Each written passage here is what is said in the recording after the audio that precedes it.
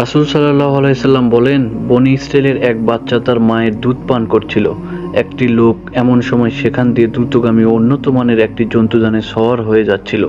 শিশুটির মা বলল, হে আল্লাহ, আমার সন্তানকে এই লোকের ন্যায় উপযুক্ত করো। দুধ পান ছেড়ে দিয়ে শিশুটি লোকটির দিকে তাকিয়ে বলল, হে আল্লাহ, আমাকে এই লোকের মতো করো না। নবী সাল্লাল্লাহু আলাইহি সাল্লাম বলেন, একটি দাসীকে মারতে মারতে লোকেরা নিয়ে যাচ্ছিল আর বলছিল, তুমি ব্যভিচার করেছো এবং চুরি করেছো।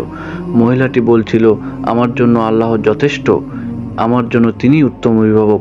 শিশুটির মা বলল, হে আল্লাহ, আমার সন্তানকে তুমি এই ব্যভিচারিণীর মহিলার মতো করো না। এরপর শিশুটি বলল, হে আল্লাহ, আমাকে তুমি এই মহিলার মতো করে গড়ে তোলো। মা ও শিশুর এ সময় কথা কাটাকাটি শুরু হয়ে গেল। মা এসবের কারণ জানতে চাইল। শিশুটি এবার উত্তর দিল, প্রথম লোকটি ছিল স্বৈরাচারী, অত্যাচারী, আর এই নারীকে তারা বলে তুমি জিনা করেছো, সে প্রকৃতপক্ষে জিনা করেনি। তারা বলে তুমি চুরি করেছো,